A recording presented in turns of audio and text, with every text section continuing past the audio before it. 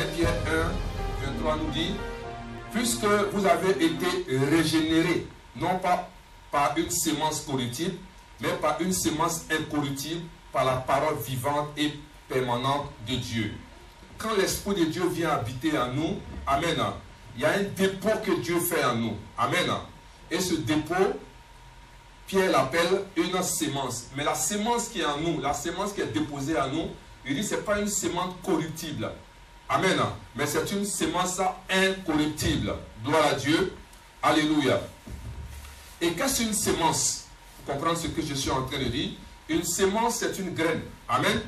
Ou autre partie d'un végétal apte à former une plante complète. Amen. C'est un noyau, c'est un pépin qu'on peut s'aimer, ou bien un germe d'où naît quelque chose. Amen. Donc quand nous voyons la définition des mots, du mot sémence, nous voyons que si donc nous sommes un germe d'où naît quelque chose, une graine que l'on peut s'aimer, ce qui veut dire que quand nous devenons enfants de Dieu, nous devenons une sémence pour Dieu. Alléluia. Ce que je veux dire ce soir, quand l'Esprit de Dieu est venu habiter en toi, alléluia, il a déposé quelque chose. Il y a eu un dépôt. Et cette sémence-là, ce n'est pas une sémence corruptible, mais c'est une sémence incorruptible. Or, on a donné la définition de la sémence, c'est une graine, un germe, amen, qui est amené à produire, qui est amené à devenir quelque chose. Donc, nous sommes en ce moment amenés à devenir pour Dieu. Amen. Donc, on ne reçoit pas Jésus et on est assis là tel que nous sommes. Amen. Mais nous sommes amenés à produire. Alléluia. Nous sommes amenés à aller à un autre niveau. Nous sommes amenés à grandir. Alléluia. Donc, nous sommes une sémence pour Dieu. Dieu a mis, parce que quand l'Esprit de Dieu vient s'asseoir en nous, quand la sémence en nous, c'est Dieu même qui vient s'asseoir en nous. Alléluia. Donc, si Dieu est assis en toi, il veut que tu deviennes un témoignage. Alléluia. Un témoignage vivant. Et c'est Dieu que tu transportes. Alléluia. Parce que c'est l'Esprit de Jésus qui est en toi. Alléluia. Tu as une sémence, tu dois produire. Tu dois être un exemple partout où tu passes. On doit savoir que Dieu est en toi. Alléluia. On doit savoir que la gloire de Dieu est en toi. Alléluia. On doit savoir qu'il y a un changement qui s'est opéré en toi. Tu vas voir que physiquement, il y a cette tendance de voir que rien n'a changé en toi physiquement. Amen. Mais dans le spirituel, quelque chose s'est passé. Amen. Il y a un dépôt en toi. Jésus est en toi. On dit l'Esprit de Jésus en moi. Donc Jésus en moi. Dieu en moi parce que Jésus est Dieu. Gloire à Jésus. Alléluia. Mais la question c'est que faire pour manifester cette sémence que Dieu a mis en nous? Je la sémence. Qu'est-ce que je dois faire pour que cette sémence-là puisse être manifeste? Pour que cette sémence-là puisse produire? Amen. Regardez ensemble Jean 12, le verset 24. En vérité, je vous le dis, si le grain de blé qui est tombé en terre ne meurt, il reste seul. Mais s'il meurt, il porte beaucoup de fruits. Je suis une graine qui est prête à devenir une plante. Alléluia. Je suis un pépin qui est prêt à être sémé. Je suis un noyau qui est prêt à être sémé. Et la parole de Dieu nous dit dans Jean 12, 24 que nous venons de lire, que si la graine de blé qui est tombée en terre ne meurt, il reste seul. Mais s'il meurt, il porte beaucoup de fruits. Amen. Donc vous voyez que quand nous prenons une graine, un pépin ou quelque chose, quand nous la voyons, elle ne sert à rien. Alléluia. Mais il faut savoir que c'est une forêt qui est dans ta main. Dis Amen avec moi. Alléluia. Mais pour qu'elle devienne une forêt, il faut qu'elle soit sémée. Gloire à Dieu. Et quand elle est sémée, il faut qu'elle meure. Tant qu'elle ne meurt pas, elle ne peut pas produire. Quelqu'un me dit, monsieur, ce soir, alléluia. Donc si je suis une graine, telle que je suis, j'ai la sémence de Dieu. Je suis une sémence de Dieu. Je ne peux pas produire. Alléluia. Tel que je suis, je ne peux pas produire. Pour que je puisse produire, il faudrait que je sois sémé. Et si je suis sémé, il faut que je meure. Alléluia. Pour que ce qui est en moi puisse sortir. Alléluia. Donc en gros, ce soir, il faut comprendre que si tu veux manifester la vie Zoé, si tu veux manifester la vie de Dieu, il y a quelque chose qui doit se passer, c'est une mort. Alléluia. Une mort à soi. si la graine n'est pas bonne, parce qu'il faut qu'elle meure, il faut qu'elle pourrisse. Amen. Afin que ce qui est en elle puisse être manifeste, pour que ce qui est en elle puisse produire. Mais si elle est vivante, elle ne pourra pas produire. Si elle est vivante, elle ne pourra pas devenir une forêt. Si elle est vivante, elle ne pourra pas être ce que Dieu veut qu'elle soit. Alléluia. Il faut qu'elle meure. Gloire à Dieu. Aussi longtemps que tu es vivant. Amen. Et que tu veux marcher par tes propres principes, tes propres lois. Tu veux faire ce que tu veux. Tu ne pourras pas produire cette vie Zoé. La seule manière pour toi, c'est de mourir à soi. Regarde, quelqu'un dit, il faut que tu meurs. Il faut que tu meurs. Parce que dans l'église, on a trop de vivants. Aussi longtemps que tu es vivant, tu ne peux pas produire cette vie. Si tu ne meurs pas en toi-même, Dieu ne peut pas travailler avec toi. Dieu ne peut pas faire ce qu'il veut avec toi. Amen. Il faut que tu meurs. C'est là le problème de l'église. Les gens ne veulent pas mourir en eux. Vous comprenez pourquoi les gens marchent par la chair? Les gens sont palabreux. Les gens sont hypocrites. Les gens veulent faire ce qu'ils veulent. Ils ne sont pas morts. Ils ne sont pas morts. C'est quoi mourir à soi-même? C'est une très bonne question, n'est-ce pas? Allons ensemble dans le livre de Luc chapitre 9, les versets 23 à 24. Puis il dit à tous, si quelqu'un veut venir après moi, qu'il renonce à lui-même, qu'il se charge chaque jour de sa croix et qu'il me suive. Verset 24.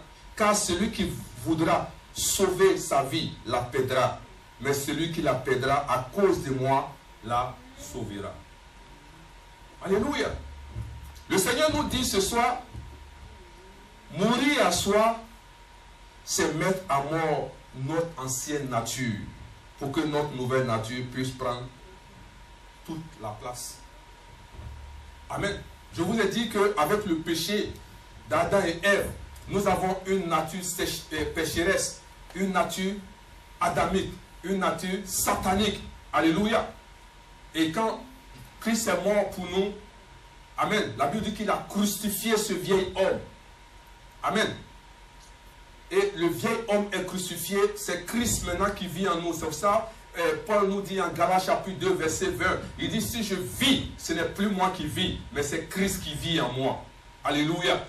Mais si toi tu vis encore, alléluia, si ton vieil homme vit encore, ça veut dire que tu n'es pas mort en soi. Ça veut dire quoi? Ça veut dire que tel que j'étais dans le monde, j'aimais les histoires, j'aimais les femmes, j'aimais voler, j'aimais critiquer, j'aimais toutes ces choses que le monde fait. Alléluia. Mais je suis dans le Seigneur, malgré que je parle en langue, je paye ma dîme, je suis régulier à l'église, mais je continue de vivre comme si j'étais dans le monde. Alléluia. Tu n'es pas mort en soi. Parce que la vie que Dieu a déposée en nous, par la mort de Christ, si elle doit être manifeste, il faut que tu laisses Dieu travailler.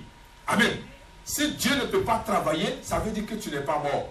Ça veut dire que tu es maître de tes propres décisions. Quelqu'un me dit Amen. Imagine que le Seigneur dit, lève-toi. Tu dis non, je ne me lève pas. Marche. Tu dis je ne marche pas. Amen. Fais. Tu dis je ne fais pas.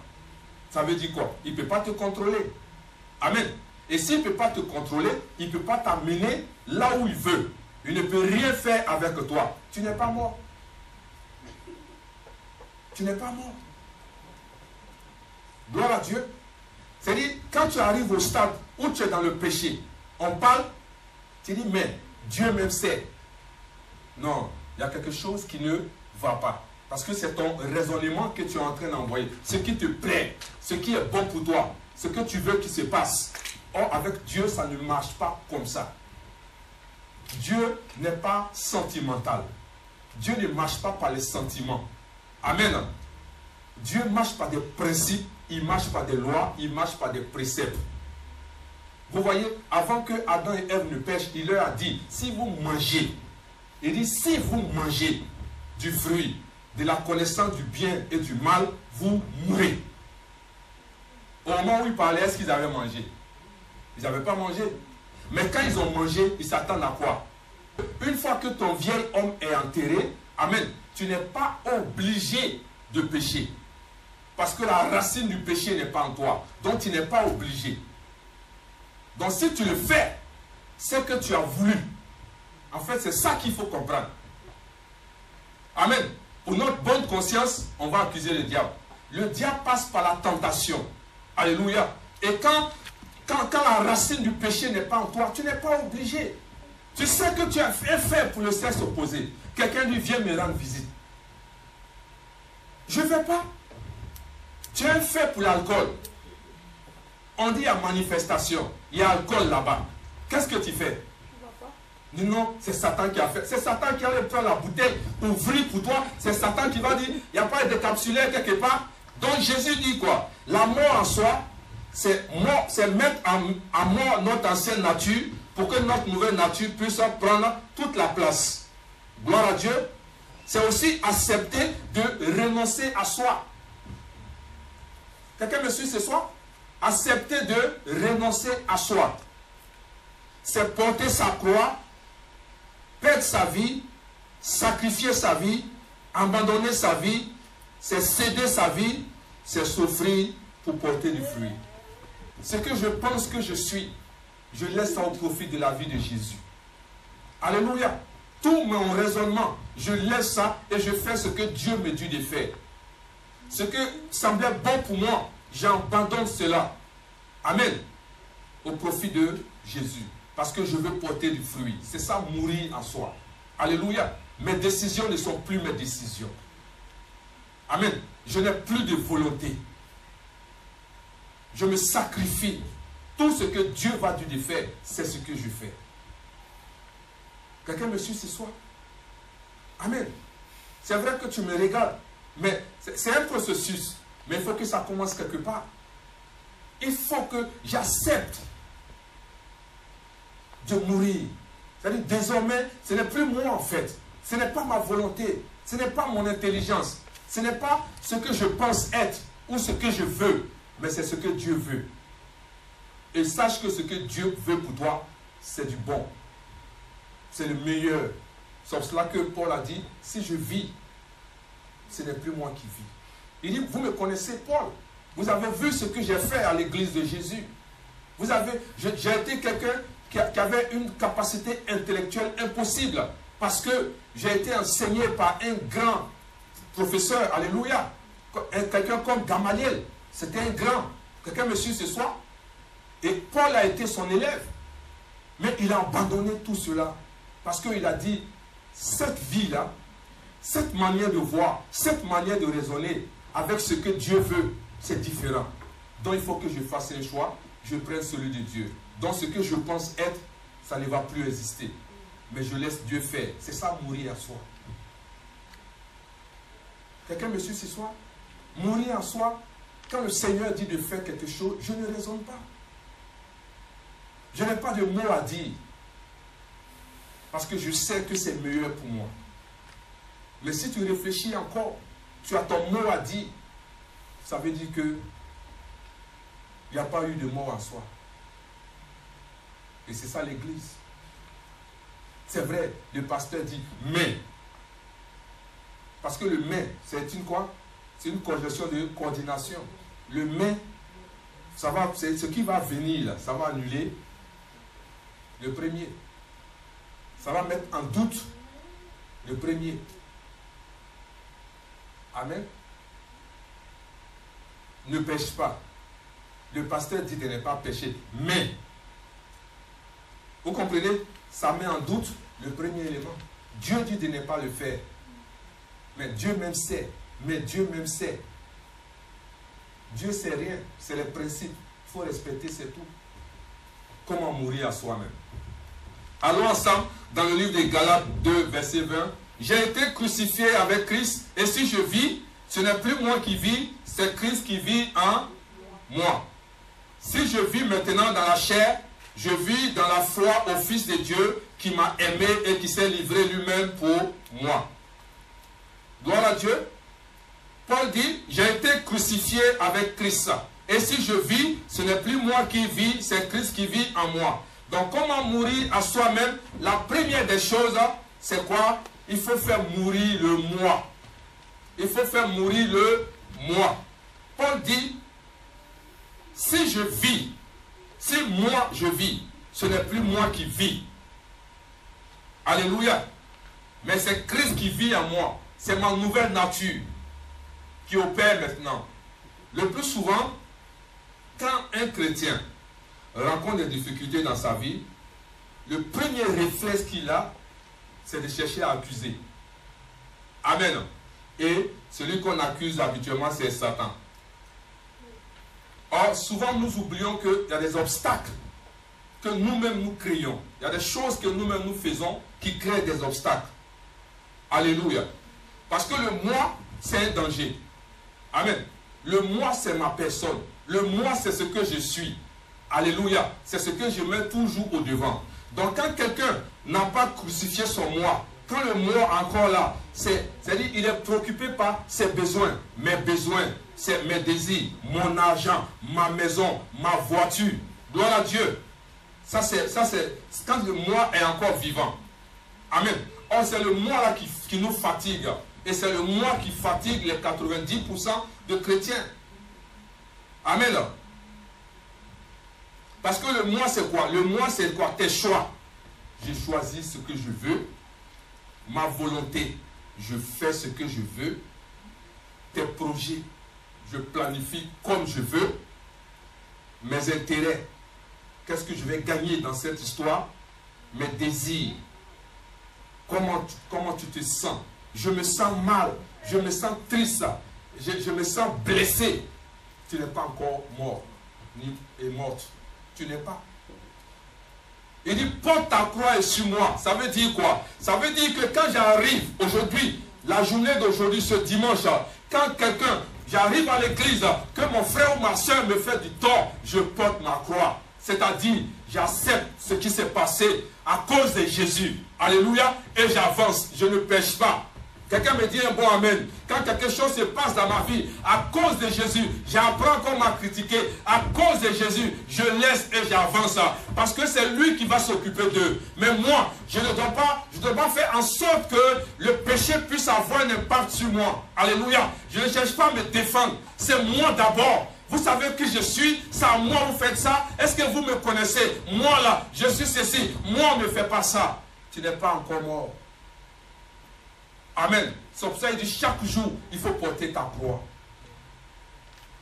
Est-ce que tu es prêt à accepter que quel que soit ce que tu entends de toi, tu dis Amen et tu continues sans répondre, sans répliquer, sans vouloir aller te venger, sans vouloir dire que non, je vais aller régler ce problème-là. Ils vont m'entendre parce qu'ils ne me connaissent pas. Gloire à Dieu. Ou bien prendre mon téléphone pour appeler. J'ai appris que tu allais dire ceci. Tu as appris que c'est là. Chrétien, est-ce que tu es prêt? Amen. Le problème, il ne faudrait pas que ta chair se lève pour t'amener à un point où tu vas poser un acte qui va te disqualifier. Quand tu viens dans la maison de Dieu, si tu veux voir la vie de Dieu réelle, si tu veux voir, c'est-à-dire que ce que l'Église réserve, c'est quoi l'Église exactement? Il faut que tu meurs en toi. Alléluia. Si tu n'es pas mort, tu ne peux pas voir la vie de l'Église. Tu ne peux pas savoir pourquoi il y a certaines personnes, malgré leur richesse, ils ont des jets privés, ils ont des grandes maisons, mais quand ils attendent le nom de Jésus, ils pleurent, ils se couchent, parce qu'ils savent qu'ils sont rien, malgré leurs biens, malgré ce qu'ils sont. Ils savent qu'ils sont rien quand ils entendent ce nom. Mais pour arriver à là, il faut que tu meurs. Il faut savoir que tu n'es rien. Toi et ton argent, toi et ta maison, toi et ta voiture, vous n'êtes rien. Regarde le cercueil dans lequel ils vont te mettre. Il n'y a pas de place pour la voiture. Il n'y a pas de place pour la maison. Il n'y a pas de place pour ton argent. Vous comprenez un peu? Quel que soit ce que tu es en train de rechercher, alléluia, tu vas aller nulle part avec. Tu vas aller nulle part avec. Donc le moi, c'est l'orgueil. Et ces personnes, le moi, tous les sujets de prière, ça tourne autour d'eux. Et quand il n'a pas d'intérêt pour quelque chose, il ne le fait pas. C'est pour ça que vous allez voir que même dans l'église, il y a beaucoup qui ne sont même pas intéressés par les choses de l'église. Parce qu'ils n'ont pas d'intérêt dedans. Qu'est-ce que je vais gagner dans cette histoire? Il faut savoir que ton moi a été crucifié. Tu te sacrifies ton temps, ton argent. ton intellect, tout ce que ta force, tu mets ça en quelqu'un. Et puis en retour, tu entends que cette personne te critique. Tu entends que cette personne te calomnie. Tu entends que cette personne est en train de faire des choses pour nuire à ta vie, à ton mariage, à tes enfants. Et tu apprends ces choses. Mais en toi, il n'y a aucun signe d'amertume, aucun signe de vengeance. Alléluia. Mais tu dis, Seigneur, je te bénis. Et tu continues ce que tu as l'habitude de faire. C'est là que tu vas voir que ton moi est vraiment mort. Quelqu'un me suit ce soir? Parce que quand tu seras en train de regarder à ce que les gens te font, ou ce que les gens pensent de toi, tu ne vas pas faire ce que Dieu veut que tu fasses. Donc si tu es là, que ton moi est encore vivant, parce que les gens t'ont fait ceci, les gens t'ont trahi, les gens t'ont déçu, les gens ont fait ce qu'ils avaient à faire. Mais je te dis une chose, il ne faut pas t'occuper d'eux. Laisse-les à Dieu. Alléluia. Mais toi, continue ta route. Dis, Seigneur, continue de travailler en moi. Gloire à Dieu, continue de travailler. Parce qu'il y a un travail, il y a une vie qui est en toi. Il y a quelque chose que Dieu veut faire sortir en toi. Il y a quelque chose que Dieu veut manifester, qui est dans ta vie. Mais pour que cette chose-là soit, il faudrait que ces choses que tu vis quotidiennement ne puissent pas être une entrave pour ton épanouissement spirituel. Quelqu'un me suit ce soir? Est-ce que vous êtes avec moi ce soir? Aussi longtemps que tu vis, les trahisons, ça va exister. Amen. Les hommes sont ce qu'ils sont, mais ça ne doit pas t'empêcher de servir ton Dieu. Ah non, tu es là peut-être que tu étais quelqu'un, tu avais le don de libéralité. Mais à force de donner, tu te rends compte qu'en retour, les gens te lancent des flèches. Alléluia. Tu aimes aider. Tu aides en retour, les gens te lancent des flèches. Alléluia. Tu prends ton temps pour aider des gens. En retour, les gens te lancent des flèches. Il ne faut pas t'occuper d'eux. Continue, toi, de faire ce que tu avais à faire. Dis-moi un bon amen. C'est la seule chose que Dieu nous demande, peuple de Dieu. Et c'est comme ça qu'il veut voir. Quelqu'un qui veut que Jésus vive en lui. C'est comme ça qu'il veut voir ceux qui veulent voir la vie de Dieu en eux. C'est ce qu'il attend de chacun d'entre nous. Le moi doit mourir. Quelqu'un va me dire, non, pasteur, c'est pas facile. Mais c'est un processus, tu dois accepter. Il faut que ton moi meure. Si tu veux que Jésus vive en toi, que la vie de Dieu soit en toi, tu dois accepter. Vous voyez qu'il y a certaines personnes, malgré les critiques, malgré ce que le monde leur fait, ils ne parlent pas. On dit, mais toi, malgré tout ça là, tu ne parles pas. Non, non, non, non, non. Sois silencieux. Alléluia. Si tu veux que ton moi meure, sois silencieux. Être silencieux, ce n'est pas que ta bouche soit fermée, c'est que ton esprit ne pense plus. Alléluia. Tu les regardes, mais tu ne les vois pas. Tu regardes les circonstances, mais tu ne vois pas les circonstances. C'est ça, être silencieux. Parce que si ton esprit n'est pas en paix, tu n'es pas silencieux, malgré que ta bouche soit fermée. Mais quand ton esprit se lamente, ton esprit veut savoir, ton esprit veut s'exprimer, tu n'es pas en paix, tu n'es pas silencieux. Quelqu'un me suit ce soir? Et c'est là qu'on doit arriver, peuple de Dieu, pour que le moi puisse mourir. Est-ce que là où tu es arrivé au point où tu entends des choses te concernant, les gens parlent de toi, parlent de ta famille, disent ce qu'ils veulent, mais tu ne réagis pas? Il y a la force dans le silence, peuple de Dieu. Il y a la force dans le silence. Vous allez voir que quand nous allons arriver à là, l'église de Jésus sera l'église que Jésus veut que ça soit. Et cela est possible. C'est vrai, il y aura toujours des gens qui vont vouloir aller au-delà des principes qui sont établis. Mais si la majorité arrive à là, vous allez voir que la majorité va l'emporter. Et l'église de Jésus va changer. Dis-moi amen bien. Amen. Le moi doit mourir. C'est le moi qui fait que les gens sont assis à la maison. C'est le moi qui fait que les gens ont des problèmes. C'est le moi qui fait que les gens n'aboutissent pas. Parce que c'est eux d'abord. Comment tu te sens? Vous ne pouvez pas savoir comment je me sens. Ce qu'ils m'ont fait, c'est trop fort. On s'exprime tous comme ça. Mais ce n'est pas la solution au peuple de Dieu. Parce que les gens vont toujours faire. Mais ça ne doit pas nous empêcher d'être ce que nous sommes. Ça ne doit pas nous empêcher de servir notre Dieu. Matthieu 5, verset 11. Heureux serez-vous lorsqu'on vous outragera, qu'on vous persécutera et qu'on dira faussement de vous toutes sortes de mal à cause de moi. Le Seigneur dit heureux ceux qui vont outrager. ceux qui vont persécuter. Quel que soit le mal que les gens vous feront, ceux qui vont dire de vous des méchancetés, des faussetés. Mais il dit heureux. Le Seigneur dit heureux à ces personnes. C'est fort au peuple de Dieu.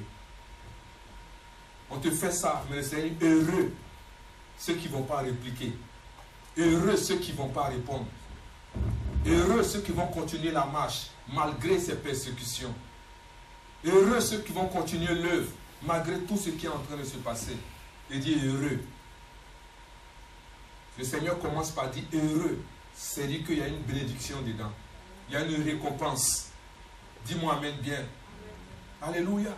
C'est pour cela, peuple de Dieu, ne baisse pas les bras. Si tu veux que la vie de Dieu soit en toi, il faut que ton moi puisse réellement mourir. Ce n'est pas facile, mais c'est possible. Parce que si le Seigneur dit, c'est qu'on peut le faire. La deuxième des choses, pour mourir à soi, il faut avoir les pensées de Christ. Romains 8, verset 9. Pour vous, vous ne viviez pas selon la chair, mais selon l'esprit. Si du moins l'esprit de Dieu habite en vous. Si quelqu'un n'a pas l'esprit de Christ, il ne lui appartient pas. Si tu n'as pas l'esprit de Dieu, c'est que tu n'appartiens pas à Dieu. 1 Corinthiens 2, 16. Car qui a connu la pensée du Seigneur pour l'instruire? Or, nous avons la pensée de Christ. Parce que tu as l'esprit de Jésus en toi. Regarde quand on lit, pourquoi il faut qu'on ait les pensées de Christ. Regarde Proverbe 23, verset 7. Car il est comme les pensées de son âme. Mange et bois, te dira-t-il, mais son cœur n'est point avec toi. Amen. Vous voyez, Proverbe 23, 7 nous dit, il est comme les pensées de son âme. Donc vous voyez que l'âme a des pensées. Notre âme a ses pensées. C'est-à-dire, notre volonté, nos émotions, notre intelligence, nos sentiments. Alléluia. C'est-à-dire qu'on a l'âme à sa manière de penser. L'âme à sa manière de voir les choses. Amen. J'ai ma volonté. L'âme a sa volonté. L'âme a ses émotions. L'âme a son intelligence. L'âme a ses sentiments, a ses propres pensées. On dit le comme les pensées de son âme. Si l'âme a ses pensées à elle, alléluia, et que nous voulons avoir les pensées de Christ, qu'est-ce qu'il va falloir? Il faudrait que les pensées de l'âme soient remplacées par les pensées de Christ. Quelqu'un me suit ce soir? Si j'ai ma volonté, si j'ai ma manière de penser, j'ai ma manière de voir les choses, j'ai ma manière de faire les choses, amen. Si je dois mourir en moi, ça veut dire qu'il faudrait que ce que je suis, mes pensées, soient remplacées par les pensées de Dieu pour pouvoir manifester Christ. Alléluia. Avoir les pensées de Christ, c'est quoi? Ça veut dire quand je suis prêt à faire du mal, je suis prêt à critiquer, je suis prêt à pécher. La question que je dois me poser, qu'est-ce que Jésus aurait fait s'il était à ma place? C'est là changer ses pensées. Quand tu es prêt à faire du mal, qu'est-ce que Jésus aurait fait? Quand quelqu'un t'a insulté, tu es prêt à répliquer. Qu'est-ce que Jésus aurait fait à ma place? Si tu as cette manière de voir les choses, tu vas voir qu'il y a beaucoup de choses que tu vas éviter. Quand je suis prêt à mentir sur quelqu'un, je suis prêt à porter de fausses accusations sur quelqu'un, qu'est-ce que Jésus aurait fait? Au-delà, quand on me fait quelque chose, comment Jésus aurait répliqué? Et c'est là que tu dois arriver, peuple de Dieu. C'est pour cela que quand tu manifestes la colère, c'est un danger. Parce que tu n'as pas le temps de réfléchir. Quelqu'un me suit ce soir? Tu n'as pas le temps de réfléchir. Quand un acte est posé, apprends à te maîtriser. Ça va te donner de réfléchir. Et tu vas dire, mais si Jésus était à ma place, qu'est-ce qu'il allait faire? Tu vas voir que ça va t'éviter de commettre ce que tu as commis ou tu vas commettre. Si je veux que mes pensées soient les pensées de Dieu, il faudrait que j'accepte que les pensées de Dieu soient remplacées par mes pensées. Il faut que ma manière de voir la vie soit remplacée de la manière dont Dieu voit la vie. Ma manière de voir les choses soit remplacée de comment Dieu voit la vie et les choses. Et c'est à là, peuple de Dieu, tu dois arriver, chrétien. Si tu veux vivre Christ, si tu veux voir la vie de Christ en toi, il faut changer tes pensées. On dit tel un homme pense, tel il est. Et tu vas voir que les pensées de Christ en toi vont te transformer. Et tu vas voir que tu seras en train de faire les choses selon Dieu. C'est parce que les gens n'ont pas les pensées de Christ qu'ils vivent la méchanceté. C'est parce que les gens n'ont pas les pensées de Christ. C'est pour ça qu'ils font des choses qu'il ne faut pas faire. Ça va être compliqué si tu veux garder tes pensées et vouloir suivre Christ. Parce que quelque part, je sais que tu vas abandonner. Tu ne pourras pas. Tu ne pourras pas le servir convenablement. Regarde Isaïe 55, verset 8. Car mes pensées ne sont pas vos pensées et vos voix ne sont pas mes voix, dit l'Éternel. Parce que notre âme a ses pensées. Et regardez bien. Amen. Quelqu'un qui a ses pensées différentes des pensées de Dieu, forcément, ses voix ne seront pas les voix de Dieu. Quelqu'un me suit? Parce que si tu veux avoir les voix de Dieu, tu veux marcher dans les voies de Dieu, il faut que tu aies les mêmes pensées que Dieu. Mais si tes pensées sont différentes des pensées de Dieu, tu auras tes voix. Donc vous voyez que la plupart des gens ont leur voix parce que leurs pensées sont différentes des pensées de Dieu. Quelqu'un qui n'a pas les mêmes pensées que Dieu n'aura pas les mêmes voix que Dieu. Pour avoir la même voix que Dieu, il faut que tu aies les pensées de Dieu. Amen. Tu choisis cette voie-là parce que tu as tes pensées à toi. C'est ton gain, c'est ton intérêt. Amen. Ça va te faire du bien. Tu vas gagner quand tu prends cette voie. Mais est-ce que ce sont les pensées de Dieu? Est-ce que c'est ce que Dieu veut? Fais de l'Éternel tes délices et il te donnera ce que tu veux. En fait, quand tu fais de l'Éternel tes délices, alléluia, tu commences à épouser ses pensées. Tu commences à épouser ce qu'il aime. Amen. Et tu vas voir que, en fait, tu auras l'impression que ce sont tes pensées qui vont te donner ce que tu recherches. Mais à force d'épouser les pensées de Dieu, tu finis par faire ce que Dieu veut. Quelqu'un me suit ce soir? Je prends l'exemple de quelqu'un qui n'aime pas le piment. Alléluia. Et que la femme aime le piment. Alléluia. Tu vas voir que quand la femme va préparer, elle va mettre le piment dans la sauce. Dans les premiers temps, tu vas commencer à te plaindre. Il y a trop de piment, il y a trop de piment, il y a trop de piment. Arrivé à un certain moment, la femme va te demander est-ce qu'il y a piment? Tu vas dire il n'y a pas piment. Elle dit mais pourtant j'ai mis le piment.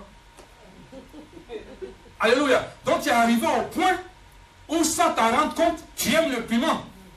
Quelqu'un me suit? C'est la même chose. Donc quand tu fais de l'Éternel tes délices, tu es toujours dans les choses de Dieu. Tu aimes Dieu. Tu fais ce que Dieu aime. Tu vas voir que tu vas finir par aimer ses pensées. Mais le temps de réaliser, tu penses que ce sont tes désirs que Dieu accomplit. Mais en fait, c'est lui-même ses désirs. Comment avoir les pensées de Dieu? Romains chapitre 8, les versets 5 à 6. Ceux en effet qui vivent selon la chair s'affectionnent aux choses de la chair. Tandis que ceux qui vivent selon l'esprit s'affectionnent aux choses de l'esprit. Verset 6. Et l'affection de la chair, c'est la mort. Tandis que l'affection de l'esprit, c'est la vie et la paix. Je vous ai dit que Satan opère par la tentation. Donc quand ton vieil homme est mort, la racine du péché n'est plus en toi. On attriste le Saint-Esprit parce que désormais, ce que nous faisons, ce n'est pas ce que Dieu attend de nous. Parce que nous marchons par l'Esprit. L'Esprit de Dieu habite en nous. Alléluia. Donc sache que si tu fais des choses qui sont contraires à ce que Dieu attend de toi, tu es en train d'attrister le Saint-Esprit. Chaque jour, nous attristons le Saint-Esprit. Mais on s'en fout. On continue dans cette voie. Parce que on attriste le Saint-Esprit. On ne sait pas qu'on l'a attristé. On ne voit pas l'effet que ça fait sur nous. On continue dans cette vie. On fait ce qu'on veut. Mais chaque jour, on est en train d'attrister le Saint-Esprit. Vous voyez que quand quelqu'un est attristé autour de toi, cette personne n'a plus la joie de marcher avec toi. Cette personne n'a plus la joie de te montrer les choses qu'elle doit te montrer. Alléluia. Parce que chaque jour que tu pêches, tu l'attristes. Donc il est là. Et quand tu vas aller dans sa présence, Seigneur, est-ce que tu peux me faire ceci? Est-ce que tu peux me faire voir ça? Est-ce que il ne va pas te montrer ces choses. Il ne peut pas communiquer avec toi. Parce qu'il est attristé. Tu ne sais même pas que tu l'as attristé. Il dit de s'affectionner aux choses d'en haut. Amen. Parce que quand quand tu as accepté Jésus, l'Esprit en toi, il faut que tu t'entraînes dans les choses de l'Esprit. Il faut que tu t'entraînes dans les choses de là-haut. Et tu vas voir que tu ne feras pas les choses de la chair. On fait trop de choses dans la chair, peuple de Dieu, et on met sur l'Esprit. Que Satan, si tu ne fais pas attention, il va t'enlever de la présence de Dieu. Il va t'enlever là où Dieu veut que tu sois. Alléluia. Il va enlever les hommes que Dieu a mis au devant de toi pour t'aider. Alléluia. Il va enlever ces personnes-là qui font partie de ta destinée. Il va les enlever autour de toi. Tu seras surpris. C'est pour cela qu'il faut chercher, il faut s'affectionner aux choses de là-haut, mais pas aux choses de la chair. Amen. Parce que quand tu dois rentrer dans ta bénédiction, alléluia, quand tu marches dans ta bénédiction, Satan va se lever. Il va faire en sorte que tu trouves des dégâts sur la vie de ces personnes-là. Regarde pourquoi aujourd'hui les gens ont perdu les bienfaiteurs, des gens qui sont autour d'eux. C'est à cause de ces choses-là. Parce qu'il est capable de tout, Satan. Il est capable de tout. Donc c'est pour ça que la Bible dit que faut qu'on s'affectionne des choses de là-haut. Sois spirituel. Développe le côté spirituel que la chair. Tu vas comprendre beaucoup de choses et tu vas comprendre le mystère du royaume.